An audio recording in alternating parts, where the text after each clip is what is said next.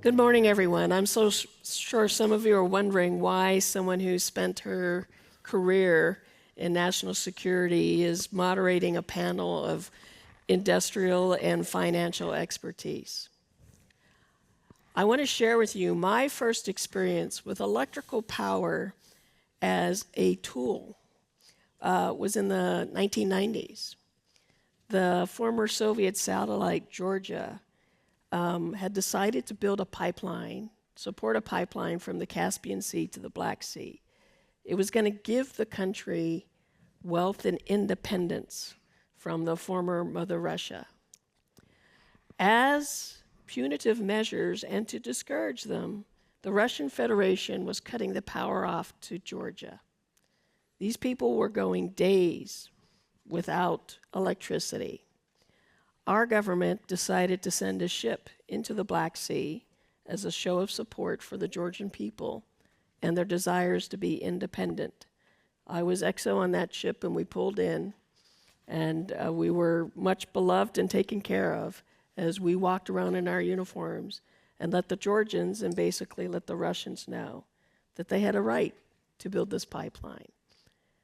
But memorable in that was the first official dinner was in candlelight because there was no power. And so when you think about power as a weapon, there's also a flip side to it.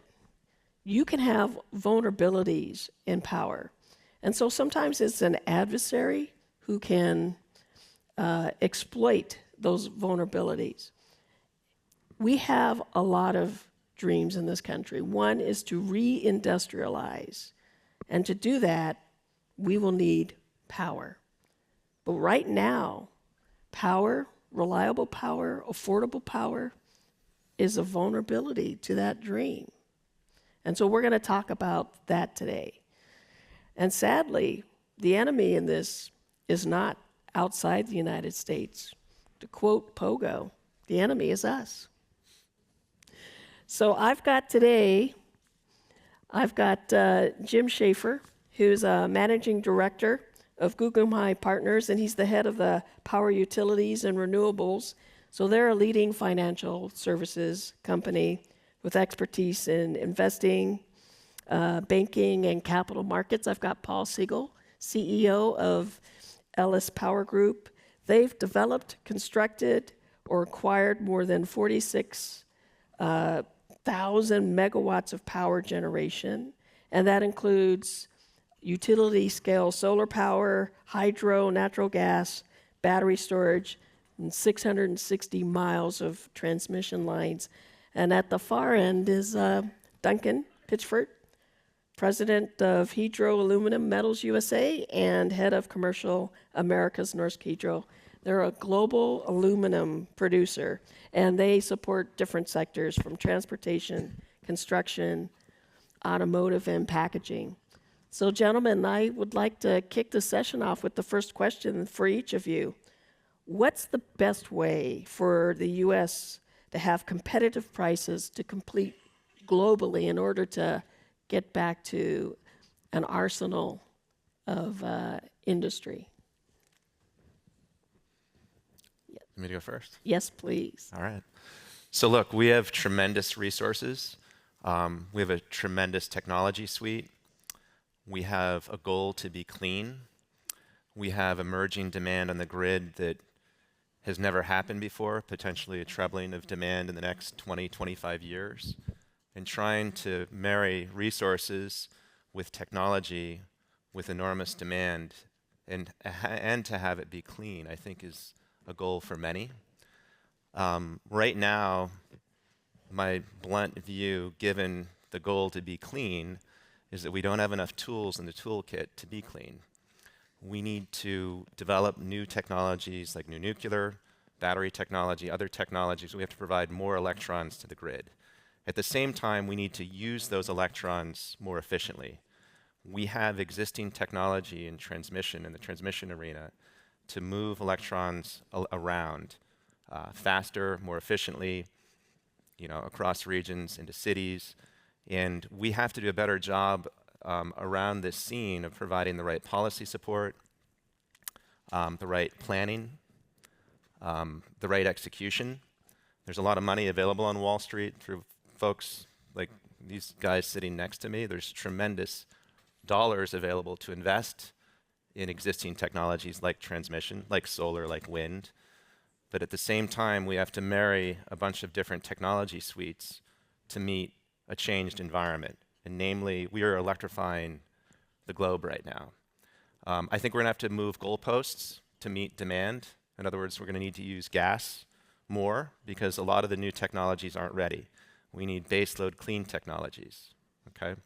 So look, at the end of the day, it's going to require coordination across industries, coordination within the federal government, coordination across states, across regions. It is going to require, at the end of the day, that we all think about things differently and that we all act more aggressively and take on more risk in order to achieve the goals that I laid at the outset, which is to meet the demand and meet the demand with efficient, cost-effective power and also clean power in the end. But I predict it's going to take time to be clean and it's going to be very expensive to be clean. Time and money. All right. Paul, same question. How would you get to affordable, competitive energy? So I agree with what Jim had to say in that I think our challenge really stems from probably four things. First, we need reliable power. Second, we need to be able to pay for that power. It needs to be affordable. And third, we want it to be green. The overlay, in addition to that, is really part of our panel discussion here, which is after almost 15 years in this country of virtually no power demand growth, we've now moved into an environment where we are electrifying the entirety of our economy, and we do have power demand growth. That creates an additional set of challenges. So those four items working together is quite a puzzle for us to put together. I believe that we will have and do have many of the tools to continue to make progress in this area, but we need to be smart about it. We need to make sure that we have the right incentives in place so that we can use things that may not be physical, like demand response. We need to be able to build things in this country. We need to be able to permit them faster. We were just talking in the back about a pipeline that's being completed right now that Duncan had the pleasure of working on in some capacity. He hasn't told me yet what, over 10 years ago. And with what we have in this country, which are incredibly resource rich, we are incredibly resource rich, we can do these things. We need those incentives. We need to be able to build things, and we need to be able to share resources across the broadest possible geography here in the United States, and that will ultimately rely on transmission, which brings us back to needing to be able to entitle, permit, and build new assets here in the U.S. I'm always interested to go third and just say me too, but I do kind of want to just say me too. When you look at the challenges that we face, as an industrial company, we need power. We need quite a lot of power to produce the metal that we're going to need to do things like build more grid and transition towards an electrified economy. That takes time. And the framework conditions need to be durable so that private capital can invest with assurance that the returns are going to be there. So I think one of the challenges that we have is our political cycle and our economic investment cycle don't necessarily line up. And it's going to take all of us working together, from the finance side, from the transmission producer side, and frankly from the demand side, to educate policymakers on the need to ensure that the framework conditions are there so that private capital can be deployed to meet the challenges that we're talking about. So Duncan, and then in a related question, if we could get to lower energy prices, stable lower energy prices, would that actually encourage investment And how does clean energy play into all of this? I think the simple answer is yes. If you look at aluminum production, primary aluminum production in particular, it's very energy intensive. A global scale aluminum smelter needs about 1,500 megawatts of power to run that one factory. And to meet the market demand, what our customers tell us is they're very concerned about how their materials are made. And they want to know that those materials are being produced in a responsible fashion. And increasingly, that means that the energy being used to produce those materials was generated from renewable power, preferably, or at least low carbon power. And that's extremely important for then them to turn around and explain to their customer that they're being responsible in providing a solution to that customer. So investments in renewable power, reliable renewable power, competitively priced renewable power, those are the keys for us as an aluminum producer to make a decision to invest in primary aluminum capacity. Thank you. Jim, you talked a little bit about technology that alludes to a transmission system that's antiquated and quite frankly, from my perspective, unable to meet national interest. So what limitations do you see in our transmission system, and what benefits could we gain if we could get to connectivity between the different regions? So we have a dysfunctional grid from the standpoint of a lot of the lines are antiquated, 60, 70-year-old lines in many cases. We also don't have enough transmission. Some estimate that we need to triple the amount of transmission mileage in the next 25 years or so. We have siting constraints, so if you want to build new lines, it's really tough to site new lines. Even replacing old lines, there's a cost allocation issue. There's a question about, well, who's going to pay to replace a line that's already working, and why do we need to increase capacity, let's say double capacity on an existing line?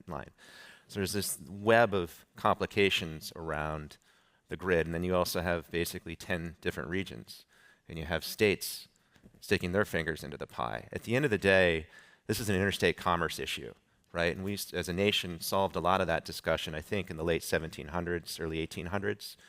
We need more federal planning. We need our agencies at the federal level to be better coordinated, more efficient. Wall Street money can't sit around and wait 5, 6, 10 years for a project to get approved.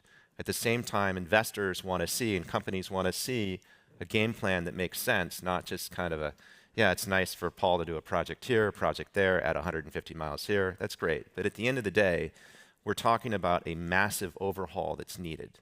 And I said at the outset, people need to think about their jobs differently. You cannot sit in your seat and say, all right, we're going to go for this little thing in Florida. We're going to do this line up in northern New York. Yeah, there's some areas that are efficient in terms of deploying transmission, but at the end of the day, we have a system-wide failure issue. And if you're thinking about clean, and if you're thinking about the most cost-competitive way for us to act as a nation, it is in the transmission arena. We have to find a way to deploy our assets faster and in more places, and frankly, upgrade what we have. So there's a great opportunity when you think about the other technologies that we could use to deal with the electron demand scene, like new nuclear. We need that too. That's going to take time. Transmission shouldn't take time. We should not be in a lull. We should not be in the lull that we're in. The Biden administration has done tremendous work through the DOE, through policy support for new transmission, but at the end of the day, it's not enough. Got to have a long-term focus on this issue, consistent and aggressive focus across the board. Admiral, could I add to that? I think maybe just quickly to hit some of the benefits that you can see with a real-world example. We are working on a project that was initially activated during the Reagan administration, 1984. We acquired that project from Idaho Power in 2004. And today we've built 250 miles of a 500-mile transmission line. We're in the process of completing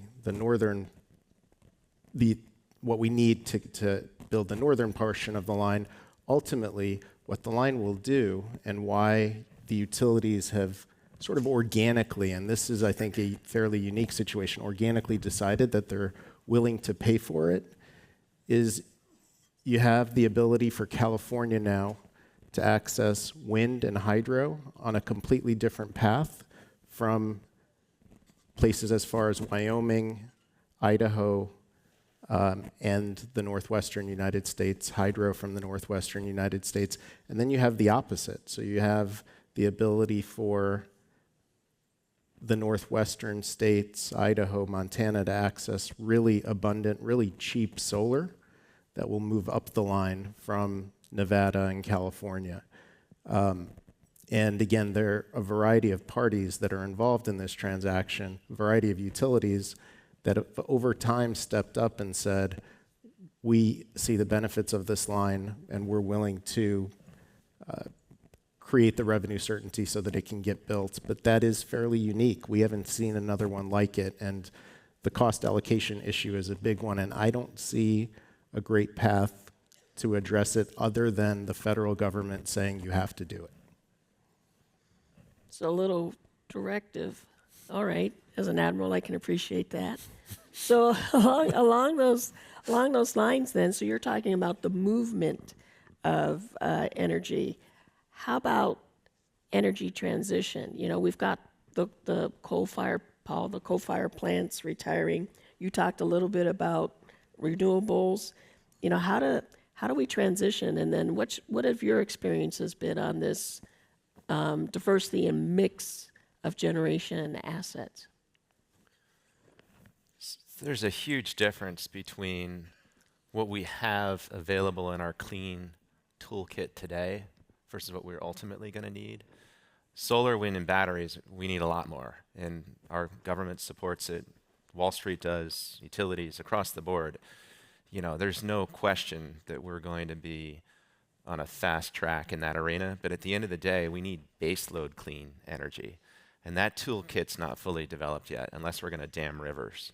So, and I say that bluntly because I think in the end we actually should be considering that. It's a topic that's probably a lot of people don't want to talk about, but we have a huge emerging electron issue, and if we don't wake up to that fast, I think we're already going to have issues in certain regions in the next few years in terms of we're going to be short power. That's a big problem. We know what happened in Texas. We know what happened in California in the early 2000s. Huge issues when you're short power. So look, at the end of the day, we got to fast track new nuclear. We got to fast track long-term battery storage. The IRA does support those arenas to some degree, but there is fundamental questions about the equity risk involved in both of those areas. There has to be more policy support, more direct government money supporting technology pathways. And as Jennifer Granholm said earlier, industry has to take the lead, but we have to have the right government pathways or support to promote certain technology suites like that. So Paul, as your group, I talked about, you know, you've got hydro, you've got solar. How's the mix working? And he talked about we need to go faster in nuclear. What's your experience has been with your company? Hydro, we've purchased existing assets and we work to optimize them, maybe make some tweaks on the margin to get more out of those plants, but that's not going to change the overall picture.